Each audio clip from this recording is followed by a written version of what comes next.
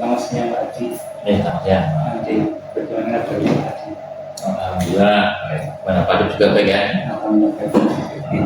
Sebelumnya saya mohon maaf mengganggu waktunya.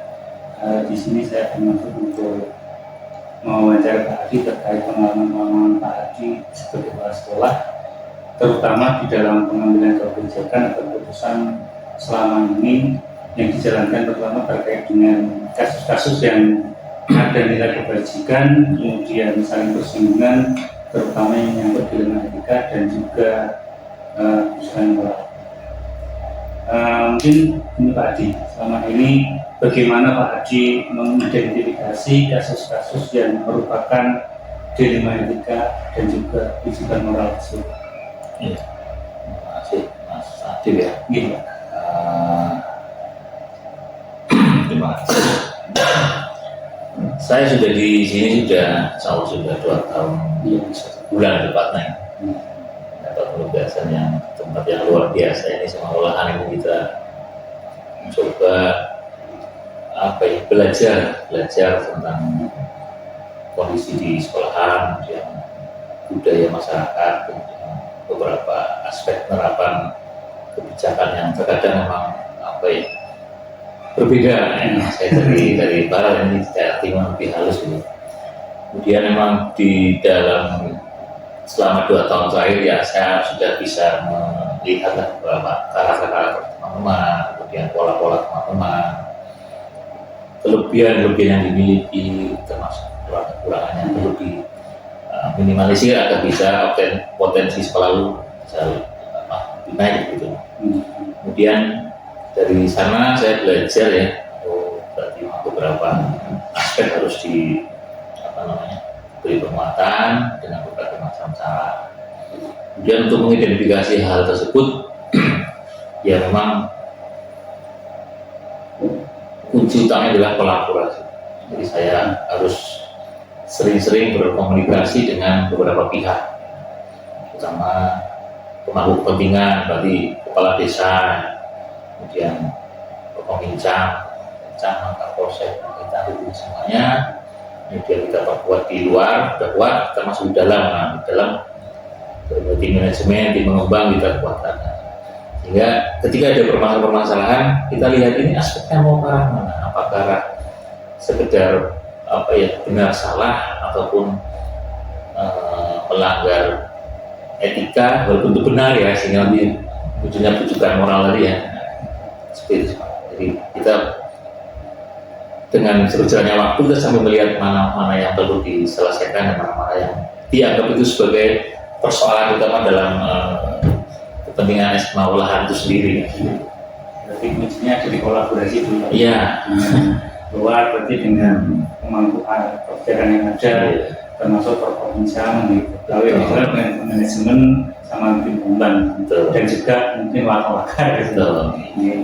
Gitu Pak. Kemudian untuk selama ini bagaimana Pak Adi menjalankan pengambilan keputusan di sekolah ini, terutama untuk kasus-kasus yang dimana ada 2 kepentingan Pak, yang sama-sama benar, kemudian sama-sama mengandung nilai kebajikan tersebut. Ya betul.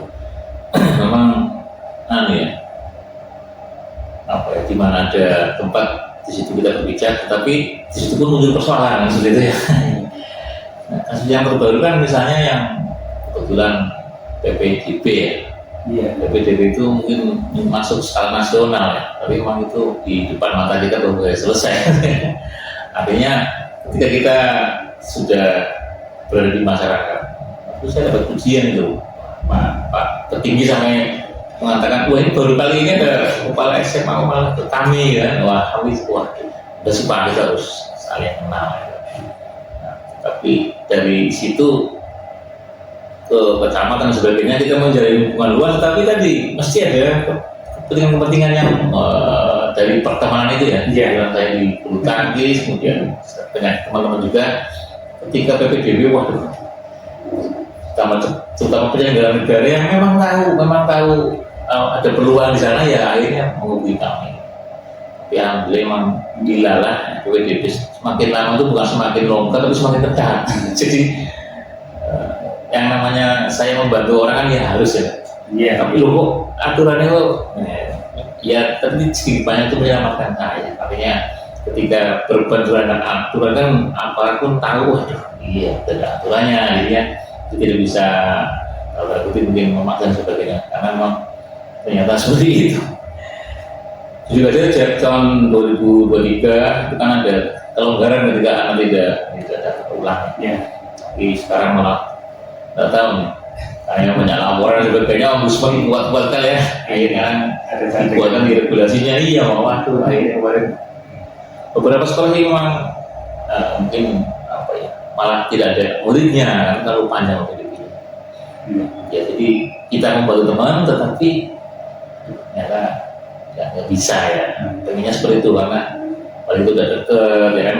Tapi secara emosional kita, waduh, ya benar bantu kan betul. Tapi ketika bantu yang hal-hal yang kalau dinas itu ternyata ada koridor batas. Jadi saya menggunakan prinsipnya ya pakai jalur yang sesuai aturan dahulu gitu maksudnya. Artinya sesuai dengan aturan dan prosedur yang ada. Iya, yang lebih enak seperti itu. Saya rasakan, wah ketemu lah, bayangkan ketemu pejabat itu juga. Artinya juga itu menjadi dan perpanjangan untuk bisa berbuat kaji kebajikan tersebut. Iya, mereka juga akhirnya bisa paham sih. Oh iya, sama memang mengedukasi beliau-beliaunya. Betul. Mungkin yang selama ini dengan sistem yang ada, ini regulasi yang baru. Wah ya, datang itu masa-masa. Iya Pak. Kemudian, nah ini juga Pak, langkah-langkah atau prosedur seperti apa yang biasa Pak Adi lakukan selama ini? Ya, kebijakan dalam mengambil keputusan. Di dalam keputusan. Ya, misalnya kasuistik saja ya, kalau kasuistik enak. Misalnya kami kemarin baru saja beberapa minggu, 2,5 minggu lah ya, melaksanakan program apa itu literasi pagi ya, bersama lah. Ini awal-awal juga banyak penolakan. Tetapi pada dasarnya yang pertama yang saya ringkas adalah identifikasi masalah dulu.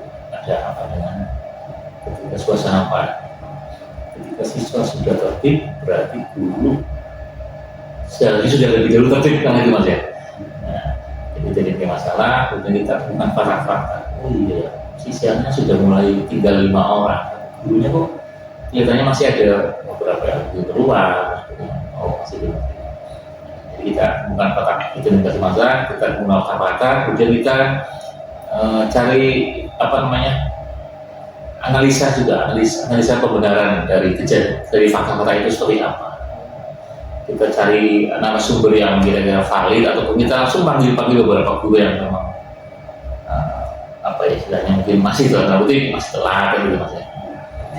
Kemudian setelah 1 bulan 2 bulan saya perhatikan kayaknya perlu ada program tertentu ini yang kira-kira bisa mengena apa ya. Padahal sudah kita buat sudah sesuai koridor kan sebagai seorang pegawai kan ada kode etik, ada itu mas ya, jadi kan semuanya sudah. Tapi memang tadi ingin harus ada penekanan khusus memang, karena saya tekankan bahwa jam 7 itu berarti harapannya lebih kelas gitu. Nah ketika lebih kelas, wah datang jam 7 lebih 5, wah malah ada kacau. Jadi saya katakan kita coba membuat setelah tadi identifikasi kemudian analisa, kita coba sampling kepada beberapa tim. Nah, timnya saya langsung ke tim manajemen, waka-waka gitu ya, dan harus saya sampaikan gimana kalau polanya dibuat seperti ini, diskusi panjang di sana. Kita memang kondisi Jepang kan berbeda ya. Jujur aja saya mau buat keputusan itu dari awal saya di sini, tapi saya pikir, alhamdulillah karena saya ketemu dengan tempat yang harus saya selami dulu, bisa kita frontal kan gitu ya, dan beberapa yang ada anaknya kecil lah, rumahnya jauh lah, macam-macam, dan semua udah pernah mengalami itu, sehingga kemudian dari teman-teman manajemen mendukung dasar-dasarnya apa, hipotesanya keluar, kita coba, betul, hari pertama kedua ya biasa mas, guru itu biasa. Terus saya pikir ketika arahnya ke arah kebaikan, terus saya lihat guru bisa memahami itu, dan terutama yang museum tadi manajemen, kemudian para sesepuh yang kita ajak ngobrol, senior kita ajak ngobrol, ternyata bisa menerima lah. Hanya apa kita laksanakan dengan kutip pembinanya itu jangan KS terus. Ketika KS terus berarti itu programnya kepala sekolah. Padahal itu program sekolah. Jadi semua guru harus memiliki program itu. Sehingga kalau saat ini memang awal dari pembinanya adalah guru senior, nanti setelah itu semuanya adalah bisa memilih itu man. Jadi akhirnya guru-guru bisa ya. Kalau saya menyatakan walaupun kemarin ada saat evaluasi yang pertama itu biasa ya. Saya nyatakan itu ada perubahan. Kita beberapa guru yang tipenya sekarang baru memang benar. Tapi gurunya baik, hanya mungkin belakang. Itu sih mas. Iya, mas. Berikutnya Pak, ini Pak, hal apa saja yang mungkin tadi selama ini anggap efektif di dalam pengambilan keputusan, terutama pada kasus dalam etika ini? Ya, jadi kasus itu ada dua jenis mas ya. Kasus yang mendesak dan harus diselesaikan. Iya. Kemudian kasus yang berdampak luas sehingga perlu ada pemikiran-pemikiran. Saya pikir ada dua hal itu. Jadi misalnya kalau misalnya ya mungkin besok saya kira sama nanti jadi kepala sekolah kan. Setiap pagi kita harus mungkin apel ke kelas ya. Iya. Ketika tidak ada guru kosong ataupun kelas ramai ataupun mencoba apa, ya itu mah harus saat itu juga harus diselesaikan. Jadi kita harus ambil keputusan saat itu juga. Ketika itu sifatnya mendesak dan harus salah satu diselesaikan saat itu ya kita selesai. Tapi ketika memang imbasnya luas, apalagi ke organisasi ya kita harus pelan-pelan, berhati-hati. Misalnya penerimaan senam PTN yang masih tahun ini masih di angka 10 ke bawah lah, belum bisa ke atas ya. Itu kan memang jelimet ya, perlu pemikiran buat senior juga kita. Jadi semua kita buat memang bagi saya efek itu memang kita buat tim mas. Ada tim kurikulum, ada tim kesiswaan, ada tim manajemen, tim pengembang, itu kita libatkan sama beberapa pakar. Yang paling penting adalah bagi saya adalah literasi. Saya itu literasi juga kepala sekolah yang sudah berhasil saya tanyakan, kemudian juga saya membaca-baca itu seminar dan sebagainya. Itu salah bagian di antara upaya mendongkrak. Dan nanti saya tidak mau bermain yang sewu kurang ada sebenarnya memainkan nilai itu saya bilang ya apa adanya aja tapi bermakna bagi siswa. Jadi saya pikir kalau misalnya yang efektif tadi kita melibatkan para pakar ya, kemudian tim yang kita libatkan, kemudian nanti kita diskusi kencang di sana, diskusi silakan diskusi, tapi begitu ada urusan coba pelan-pelan. Itu ya mas, jadi modelnya kolek lagi. Ya, berarti ada yang sifatnya insidental sesuai dengan kondisi yang ada. Kalau yang secara terprogram tadi dengan kajian kemudian betul bersama dengan tim juga mungkin mengandalkan pakar untuk menjadi motivator. PR kita nih di pembelajaran ini Pak, kita masih rendah ya, kan pelan-pelan harus pelan-pelan. Iya. Kemudian nih Pak, kemudian tantangan apa saja yang dengan ambil atau yang dengan temui di dalam pengambilan keputusan tersebut? Iya. Terutama ada di dilema etika tadi itu. Iya betul. Memang betul mas, tantangannya banyak ya. Satu memang kadang-kadang namanya manusia ya, kita kadang-kadang ragu-ragu. Jadi muncul rasa ewuhnya, ketidakenakannya itu masih muncul. Tapi kemudian saya berpikir karena ini untuk kedepannya harus lebih baik ya udah kita harus berani melangkah. Memang saya pikir kalau kita disuruh kemudian apa dituakan di sini ya kita harus berani. Oke, saya ambil langkah. Misalnya ada siswa, ada guru, ada wakil, ada siapa yang kira-kira menyangkut nama baik sekolah ya mau kita harus lindungi itu. Sampai apapun yang kita harus membantu anak kita, apalagi guru kita. Kemudian apa tadi harapannya tantangannya kedua itu memang kenyamanan, zona nyaman. Nah, ini guru-guru kan kita lama di COVID kemarin kan, sudah nyaman itu asik sekali ya, kamu udah nyaman. Nah, jadi itu berubah kan, makanya saya sampaikan ketika program tadi literasi pagi itu prosesnya lumayan juga, hampir 2 tahun baru saya laksanakan ini. Karena tadi untuk kesana itu, saya harus pelan sekali ya. Jelas saya katakan beda budaya saya di orang Brebes dengan di Jepang itu berbeda. Secara agama berbeda, apalagi secara adat beda, makanya bisa harus menunjukkan ini dan nilai ada setempat. Nah itu, tapi memang harus pelan-pelan. Lalu akhirnya pun saya yakin sudah mulai. Yang ketiga itu memang yang namanya satu tim itu sudah saya sedangkan kita boleh berbeda pendapat, tetapi ketika sudah ada keputusan mari kita duduk bareng-bareng. Mesti ada juga yang tidak setuju, Pak. Nah, tapi ya saya berpikir ketika nanti kita berbicara ke dasar, ini kalau ketika apa saya mesti terakhirnya saya perlu dengan kata-kata ke dasar demi kemajuan semuanya. Nah, itu misalnya semakin saya sering mengucapkan itu, saya yakin teman-teman seperti itu. Jadi ada 3 poinnya, ada 3 satu Pak Haji dengan yang lain, dan itu tidak yang nyaman selama ini harus ada perubahan yang terakhir tadi mungkin. Kalau sudah jadi pendapat, boleh beda pendapat, kalau sudah jadi perusahaan, ya dimana. Kemudian ini Pak Haji, untuk di dalam pengenangan yang dilakukan tadi, kira-kira Bapak membutuhkan atau melakukan penjadwalan khusus apa tidak kemudian terkait dilema-dilema yang tadi yang ada, apakah butuh waktu khusus, kemudian tempat khusus, kemudian atau jadwal khusus, atau mungkin seperti apa proses ini sudah seperti apa? Ya, bisa seperti saya sampaikan, memang terkadang masalah itu kalau hari ini tiba-tiba masalahnya itu di sebelah selatan tuh yang tadinya tidak dikerjakan sekarang dikerjakan. Nah, sehingga saya perintahkan kepada Pak Sarpas untuk segera mengamankan daerah sebelah selatan karena terjadi kerjaannya. Jadi tadi Mas, ketika ada yang harus hari itu ya kita memang langsung menggunakan unit komando, bicara selesaikan saat itu juga. Tapi ketika beberapa kasus yang sifatnya ke arah organisasi masih perlu waktu khusus.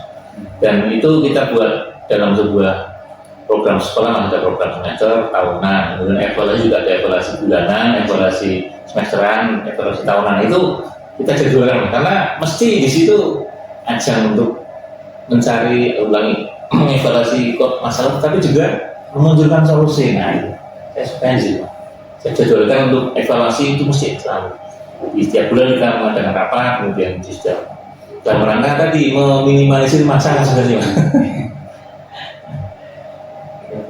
Kalau yang sifatnya nanti pengambilan insidentitas itu ya berarti nomor saat itu tanggap nanti. Iya betul. Tapi kalau yang sifatnya program kemudian terhadap dengan masalah sekolah terstruktur melalui tadi program kerja bulanan, semesteran sudah ada evaluasinya.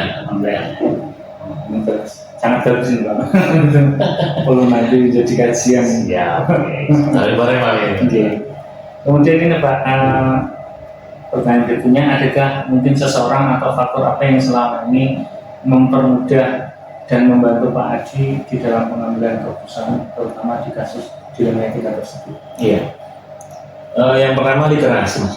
Literasi kan saya katakan luas gitu. Saya juga membaca buku, kemudian saya juga bergaul dengan orang-orang, terutama mungkin guru-guru LKS, guru para petinggi di daerah sini. Itu membantu saya. Itu. Yang kedua tadi kita di sekolah itu memiliki jelas guru-guru yang senior ataupun yang potensial. Itu kita buatkan sebuah wadah atau tim. Insya Allah kalau guru-guru senior itu guru-guru muda yang kira-kira mau bergerak mungkin agak melenceng, mesti nggak enak. Akhirnya kita paskan ke relnya ya, biar satu seirama ya. Walaupun cara yang saya tindak lanjuti kadang juga mungkin ya tidak efektif, tetap kurang efektif, tetapi saya rasa itu bisa. Yang ketiga membuat tim-tim tim kecil lah. Misalnya kalau ketika sekolah sehat, bidangnya, nah itu membantu karena tim kerja gitu. Yang terakhir memang apa ya? Kita memang alhamdulillah di sini kan dampingnya kuat mas ya. Iya. Jadi memang saya jelas artinya belajar banyak tentang masalah agama dengan beberapa sesuatu di Jepara ini juga akhirnya saya belajar. Nah di situ juga muncul kearifan yang dulu saya ambil. Tidak boleh A, B, C, D ya. Saya tahu ini. Jadi saya menyerap ilmu positif dari para ulama, terutama itu. Karena kita tidak bisa belajar dari ulama. Komplit ya Pak. Komunikasi terkait dengan yang dengan literasi, kemudian menanam senior terhadap teman-teman yang potensial, kemudian dengan motivasi, kemudian buat tim kerja yang terakhir belajar dari ulang ini komplit ini komplit. Segi manajerialnya ada, segi realistisnya sebenarnya sama mungkin nanti jadi kebijakan sangat bagus. Dan ini yang terakhir Pak Adi, kemudian dari yang dengan sampaikan tadi, kira-kira pembelajaran yang Pak Adi petik dari pengalaman dengan selama ini dalam pengambilan keputusan di rumah FKN. Yang pertama, saya punya prinsip mas, cobalah selagi bisa. Jadi semua itu saya coba mas. Selagi bisa itu bisa artinya kita bisa melakukan ataupun kita masih diberi kehidupan kan gitu mas. Jadi saya coba ini. Saya memang orangnya kadang-kadang ya namanya malas tetap ada malasnya mas. Ya saya mencoba hal-hal baru. Saya coba. Yang kedua memang tadi mas, saya menguatkan literasi. Jadi saya berharap nanti Mas Adit nanti selaku JKP ini juga bisa menyelami semua segi lah. Kita makanya saya mungkin bahkan kalau berlebihan ya mengatakan saya sudah lengkap, enggak sih, saya tetap belajar ya. Dari mulai pagi, dari mulai semuanya, saya tetap belajar. Tapi literasi tetap dikuatkan. Terus yang terakhir memang karena sebagai pemimpin kita memang harus diteladan mas. Yang agak berat bagi saya sebenarnya mas. Yang memang saya jauh dari rumah ya, jadi ini meneladani apapun susah. Bayangkan, misalnya pakai baju putih, saya bajunya ketinggalan mas. Apa yang terjadi mas? Wah malam saya ngaco mas. Pakai baju saya harus, tapi saya harus besok pagi saya harus ada bajunya bayangkan mas. Akhirnya infonya bagaimana caranya lah. Menjadi pelajaran yang ya, walaupun kekecilan, walaupun mungkin sebuahnya saya ajar jadi kita juga tambah. Jadi ketika mungkin kadang-kadang saya lihat beberapa guru apa ya tadi yang berapa sudah ada yang mati-mati nah itu terutama ibu ini masih pakai sandal, masih bisa aduh masih lari piye ya. Jadi memang pakai bed, memang bed itu kalau dulunya apa KTP saya udah pakai ini mas. Memang ini doa ya, kata Gus Bahan, Gus Allah membesar ini. Memang mendoakan ini. Yang terlengkap terus mas. Itu sih mas, harapan saya seperti itu. Jadi apa namanya? Kalau mencoba berinovasi, selagi kita masih bisa, ya tetap literasi. Yang lain coba pelan-pelan jadi teladan, walaupun minimal tidak binafsik untuk diri sendiri. Dan semoga apa yang sama tadi bermanfaat dengan sendiri dan juga untuk kebaikan bersama masyarakat. Amin. Untuk anak-anak yang menjadi tanggung kita. Betul mas, kita nggak boleh main-main dengan anak-anak ya. Saya kan, sampai ada yang nggak pernah berapa kali ya. Anak kita transparan.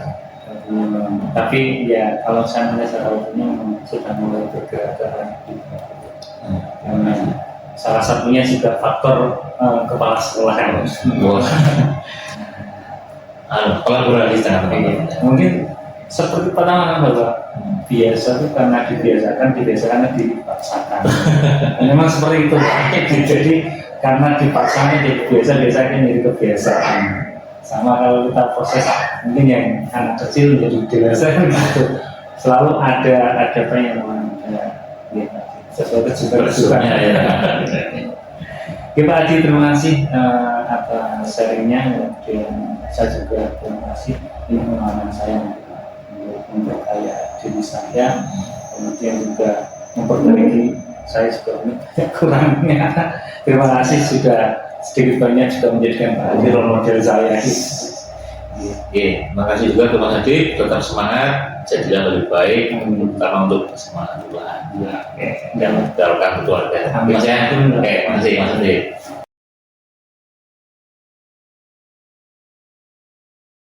Assalamualaikum Pak Tiga. Waalaikumsalam. Selamat pagi. Bagaimana kabarnya hari ini Pak?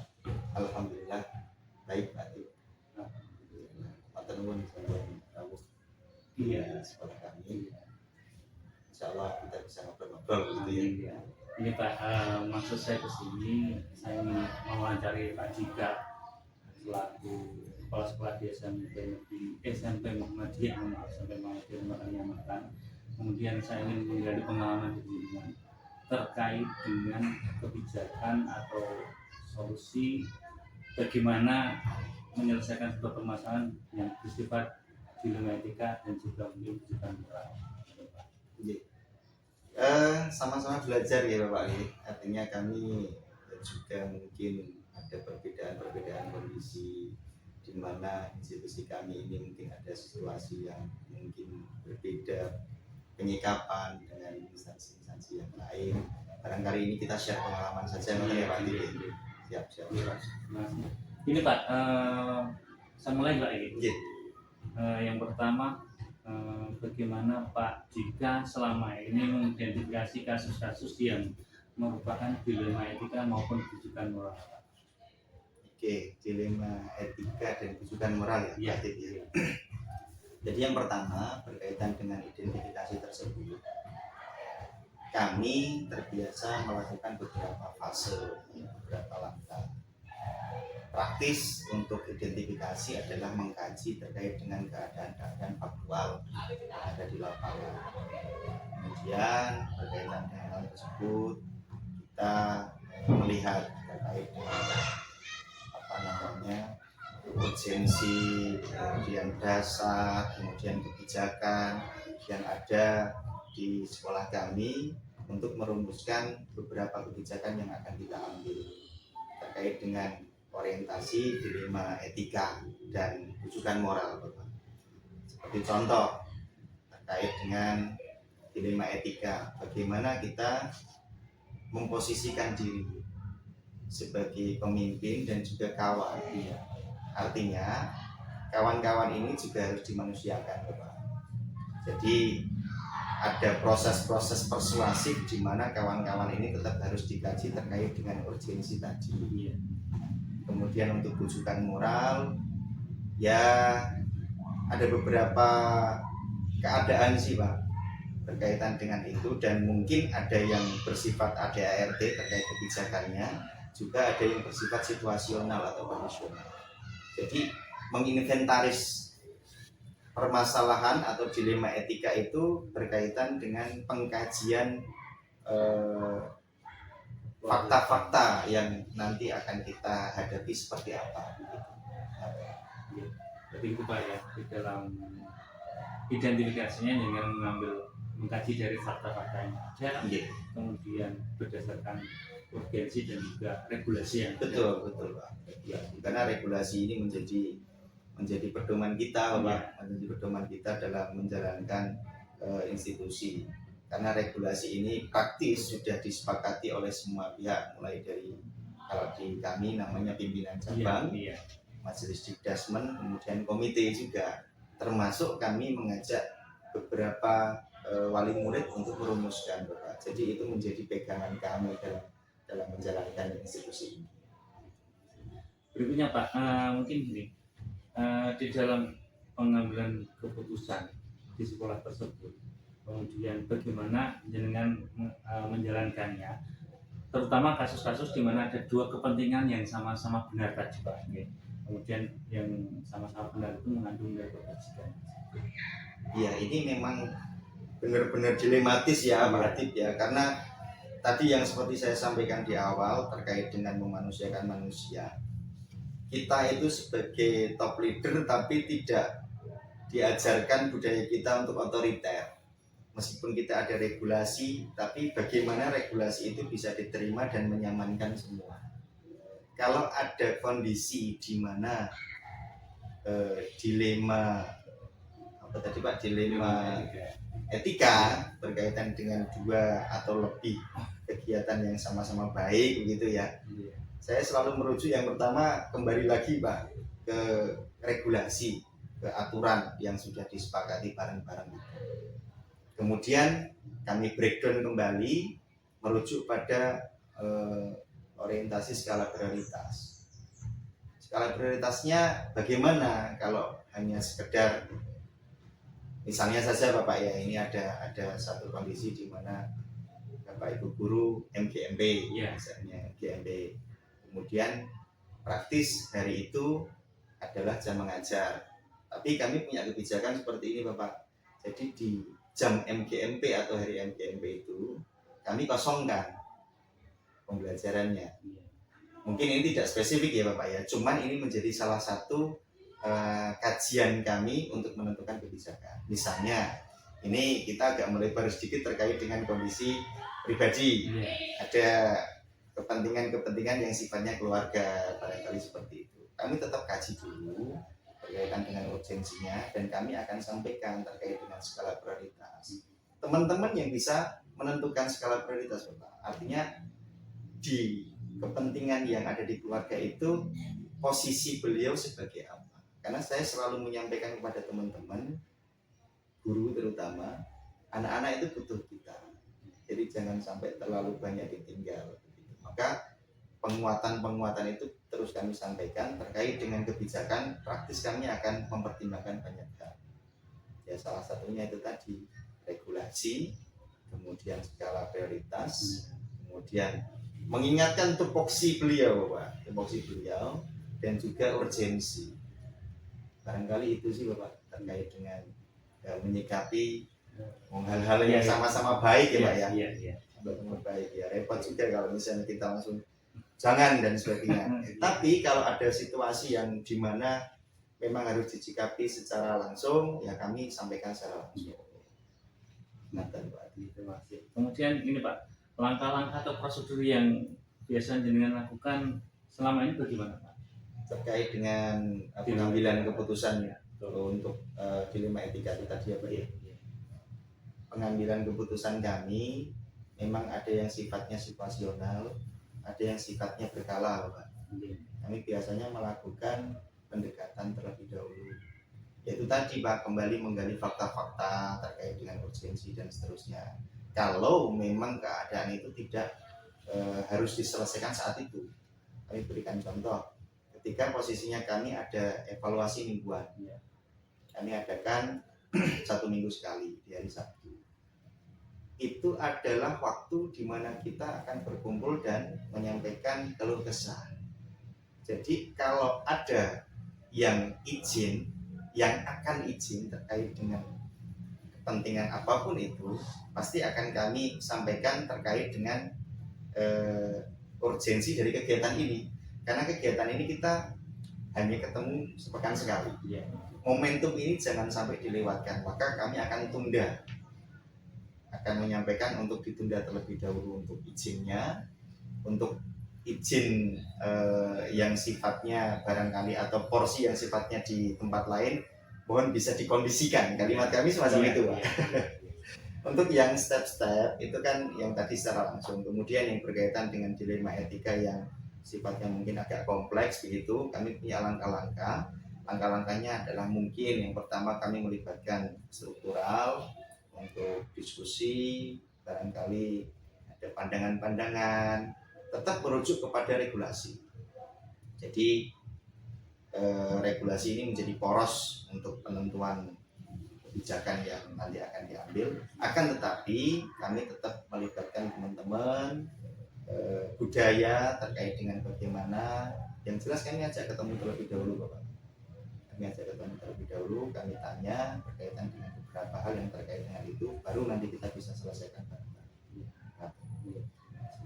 Kemudian ini Pak Jika, kemudian dari hal yang pernah jenengan lakukan selama ini, yang jenengan anggap paling efektif di dalam pengambilan keputusan pada kasus dilema etika itu Anggap paling efektif. Yang paling efektif ya memang mengingatkan terkait dengan regulasi, Pak.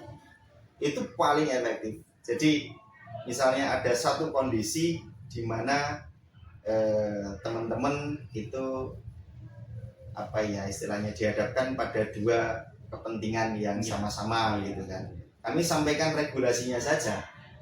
Itu yang paling efektif. Jadi melakukan ini terus kemudian konsekuensinya ini. Nah, kami merujuk pada yang ada di aturan tersebut. Itu paling efektif.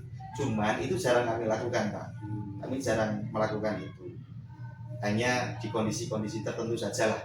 Kalau kami seringnya memang duduk dulu, kemudian disampaikan apa namanya kepentingannya apa, kemudian urgensinya apa, baru nanti kita bisa ngambil kebijakan setelah kita ngobrol berkaitan dengan beberapa hal tadi.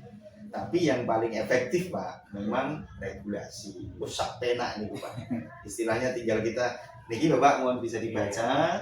Ini seperti ini ketentuannya. Misalnya guru GTY harus bekerja 6 hari misalnya. Ini bisa dibaca. Jangan GTY kan tadi sudah ikuti ini saja. Cuman kami jarang melakukan itu. Artinya mengedepankan komunikasi terlebih dahulu, kemudian memberikan apa namanya feedback bersama-sama. Betul, Pak. Yang Jadi gini, Pak Atik. Karena kalau kita langsung meskipun sah ya, Pak ya, meskipun sah kita langsung merujuk pada regulasi, cuman akan menjadi ada gap, ada jarak yang dimana akan sulit kita hubungkan kembali. Maka kami mengedepankan pola persuasif dan komunikatif. Jadi kami ajak ngobrol dulu lah. berarti akhirnya sebagai kitab sucinya Mang. Betul. Itu kitab suci yang menjadi jurus terakhir kan. Iya, Pak. Betul. Kalau bisa dengan cara yang lebih humanis, kami akan lebih humanis. Gitu, Pak. Terus. Ini Pak, terus berikutnya ini Pak, tantangan yang selama ini jenengan hadapi atau dengan dapatkan di dalam pengambilan keputusan itu apa saja? Oke. Kalau kita berbicara tentang dinamika, kita harus menyadari bahwa perjalanan itu tidak mulus-mulus saja. Iya, betul. Praktis akan ada 1-2 hal yang menjadikan kita dalam menghadapi dilema etika itu juga merasa dilematis. Maka tantangan-tantangan yang mungkin bisa menjadi indikator yang perlu dikaji ke depan untuk ditata sedemikian rupa itu adalah yang pertama berkaitan dengan bagaimana cara kita membangun komunikasi dengan kawan-kawan, teknisnya Pak. Jadi kadang-kadang itu mungkin kita mengupayakan komunikasi agar lebih humanis, cuman strategi dan caranya memang harus dirumuskan terlebih dahulu untuk mengerti karakternya. Nah, manajemen SDM itu kan yang paling susah ya Pak. Iya. Kadang-kadang ada karakter yang seperti ini, maka pimpinan itu kalau menurut kami sedikit banyak harus mengerti berkaitan dengan karakter dari masing-masing mitra kerjanya. Jadi kalau misalnya menggunakan komunikasi yang sama polanya, kemungkinan akan chaos pada salah satu kondisi atau kasus. Maka hal-hal yang menjadi tantangan adalah kemampuan kita memilih strategi komunikasi. Kemudian yang kedua, berkaitan dengan mungkin ini terjadi di institusi lain atau tidak, saya tidak tahu. Cuman mungkin ini menjadi salah satu faktor yang persentasenya agak tinggi ya terkait senioritas. Ya. Senioritas ini menjadi salah satu indikator yang perlu kita garap ya, artinya pendekatan ya. Karena senior itu kan kadang-kadang punya kepentingan yang mana kepentingan itu mungkin bisa sejalan dengan visi sekolah atau juga tidak sejalan dengan visi sekolah. Maka senioritas ini ilmunya memang harus dirumuskan Pak. Karena kebetulan kami ini kan, saya ini muda enggak sih ya Pak ya? Saya itu kebanyakan teman-teman di atas kami dulunya, tapi sekarang banyak yang muda-muda juga. Jadi yang pertama kami harus benar-benar benahi dalam diri kami adalah kemampuan berkomunikasi, strateginya, dan juga bagaimana kami bisa menggandeng senior itu yang mana tetap punya peran dan pengaruh kepada teman-teman. Kemudian berkaitan dengan kebijakan yang bersifat internal, regional, nasional. Jadi kami memang harus istilahnya memperhatikan hal-hal tersebut, karena kadang-kadang kebijakan internal dan kebijakan regional tidak sama. Iya. Kebijakan regional dengan nasional beda. Maka dari itu berkaitan dengan tantangan-tantangan sebenarnya banyak. Cuman beberapa hal tadi mungkin yang presentasinya lebih banyak kami rasakan. Begitu, Pak. Membangun komunikasi, kemudian tadi manajemen SDM, Pak ya. Manajemen SDM. Dan strateginya komunikasi yang Betul, Pak. yang harus bisa memahami masing-masing. Dan kami itu punya pola begini, Pak. Kami dengan waka-waka dan teman-teman itu, kami ada yang namanya manajemen kucingan. Jadi manajemen kucingan ini ketika kita mungkin boring ya Pak, bosan dengan kondisi formal, ketika kita harus rapat di sekolah, kita harus rembukan di sekolah, jadi kita memposisikan diri sebagai kawan berpikir, kita cari tempat yang nyaman untuk diskusi, itu malah menurut kami lebih efektif Pak. Lebih cair, Pak. Lebih cair, kemudian bisa lebih panjang juga, karena kalau pakai seragam seperti ini tuh rasa-rasanya kok dibatasi harus formal gitu kan. Makanya kita menggunakan, kami kebetulan bersama dengan teman-teman Waka itu meskipun tidak rutin, tapi kami sering melakukan itu. Yang lebih sering memang di kucingan angkringan malam-malam gitu. Jadi kami bisa mengerti apa yang mereka mau, apa yang mereka mau rencanakan. Jadi kami menentukan kebijakannya itu bisa tepat gitu. Tadi ini mungkin bisa relevan dengan apa yang saya tadi. Ini Pak, apakah punya jadwal tertentu dari dengan saat menyelesaikan di dilema etika tadi, kemudian apakah tadi menyelesaikan langsung di tempat atau mungkin perlu sebuah jadwal khusus sehingga dalam penyelesaiannya itu nanti juga bentuk dan prosedurnya sebagai bagaimana ini ya. Jadi berkaitan dengan dilema etika ini kan ada beberapa apa istilahnya ya, wadah begitu ya. Ada beberapa wadah, yang mana wadah tersebut kita gunakan untuk menginventarisasi apa yang mau kita lakukan pada kondisi yang ada. Jadi kalau misalnya tadi Pak Adit menanyakan apakah ada jadwal, jelas untuk kami berkaitan dengan orientasi kepegawaian, menyampaikan ADART, pembinaan itu ada jadwal khusus. Kalau internal kami ada evaluasi mingguan, kemudian kita ada briefing pagi. Kalau ada situasi-situasi yang sifatnya personal, kami ada pembinaan secara berkala Bapak. Jadi kami ajak ngobrol di ruang kepala sekolah ataupun di ruangan yang lain dengan administratif tanda tangan ketika sudah melaksanakan itu. Ada yang berkala, ada yang bisa kita sekali pada saat itu juga. Seperti contoh tadi Bapak, dari yang kami sampaikan di awal. Kalau evaluasi mingguan, harapan kami semuanya hadir. Harapan kami semuanya hadir. Jadi momentum tersebut adalah momentum kita mudoroso, didengarkan oleh teman-teman semuanya. Jadi ada izin dengan alasan apapun, kami sampaikan kepada teman-teman sebaiknya ditunda. Nah itu kami laksanakan secara langsung. Tapi yang sifatnya terjadwal seperti tadi kami sampaikan, ada mingguan, ada bulanan. Kalau dengan majelis dikdasmen, penyelesaian beberapa hal terkait dilema etika itu biasanya prosedural kami konsultasi dengan majelis dikdasmen. Kemudian majelis dikdasmen BCM itu nanti memberikan arahan seperti apa, nanti kami laksanakan. Yang jelas ada dua pola, di mana pola langsung dan pola berkala terjadwal tadi Pak. Jadi kami pikir disesuaikan dengan kadar dari dilema itu sendiri.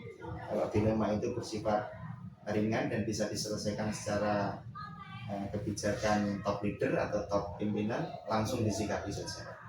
Tapi kalau untuk yang sifatnya mungkin dilema etika yang berujung pada pembinaan, kemudian persuasif, kami terjadwal. Gitu. Kemudian Pak, menurut jenengan adakah seseorang atau faktor-faktor tertentu yang selama ini mempermudah atau membantu Pak Dika di dalam pengambilan keputusan tersebut? Iya, jelas banyak faktor Pak. Kalau kita berbicara personal, yang mana waka-waka kami ini sangat membantu. Jadi waka-waka ini kan membidangi dari beberapa aspek ya Bapak ya. Jadi berkaitan dengan keadaan faktual, program, kemudian istilahnya ya, keadaan yang mesti dilakukan misalnya di waka kurikulum, programnya A, B, C dan seterusnya. Di bawah waka kurikulum itu ada guru, misalnya terkait dengan administrasi. Berkaitan dengan apa yang nanti akan dijalankan, kami selalu koordinasi dengan waka kurikulum. Jadi waka-waka kami itu sangat-sangat berperan penting dalam penyelesaian dilema etika. Kemudian yang kedua, teman-teman senior ini, karena kami di sini itu pendatang, Bapak. Jadi kami di sini sudah berdiri, sekolahnya sudah bagus, teman-teman senior juga banyak. Pertimbangan-pertimbangan itu yang kami jadikan rujukan. Bagaimana seperti ini kondisinya Bapak, Ibu, kira-kira kita baiknya memberikan kebijakan seperti apa. Kami selalu minta masukan teman-teman. Jadi kolaboratif. Iya. Kemudian yang ketiga tentu pengurus dari Majelis Dikdasmen Pimpinan Cabang Muhammadiyah. Kami sangat-sangat dibantu. Komite sekolah. Dan pucuknya adalah regulasi. Karena regulasi kita sudah atur ADART dari awal tahun.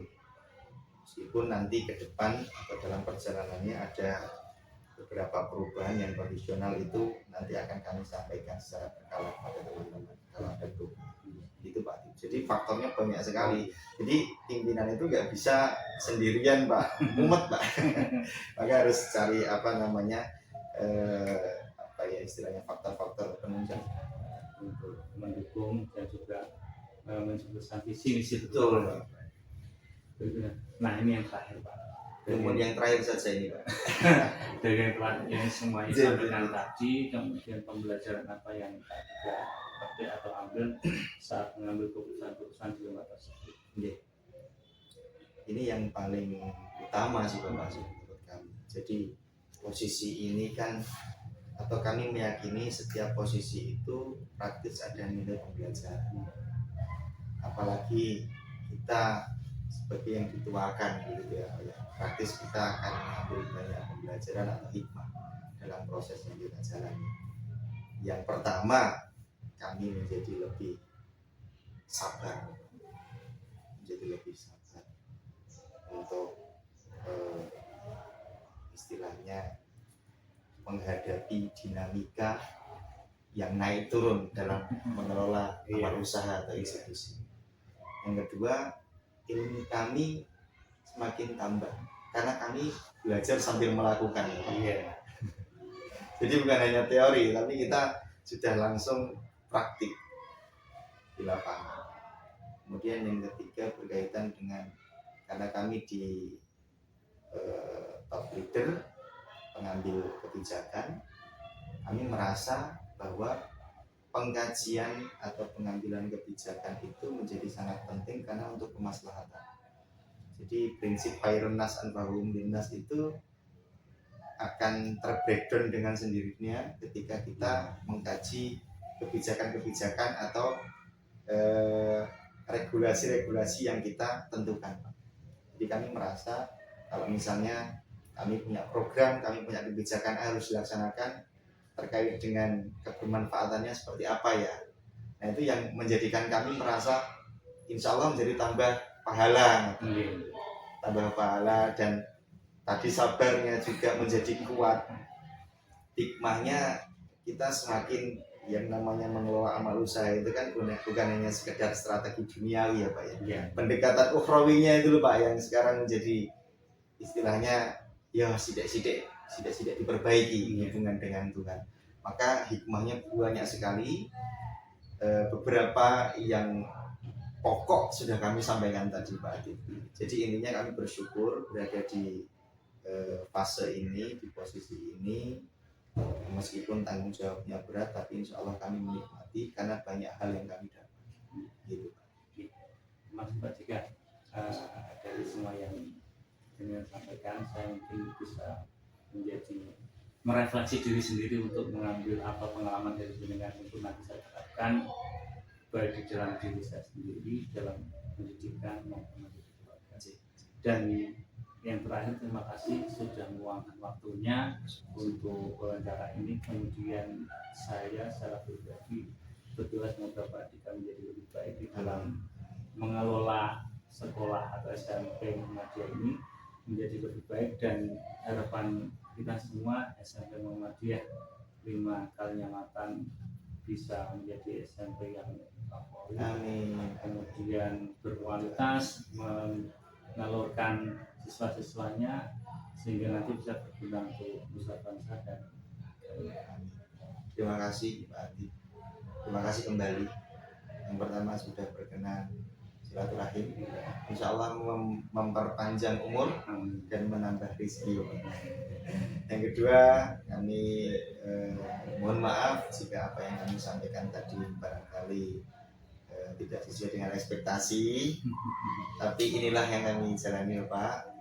Jadi kami menyadari bahwa dalam proses kami ini banyak sekali kekurangan, maka di awal kami sampaikan bahwasanya ini kita sharing pengalaman saja. Jadi standarisasinya itu sebetulnya tidak ada Pak. Standarisasinya ya memang disesuaikan dengan kondisi yang ada di lapangan itu sendiri.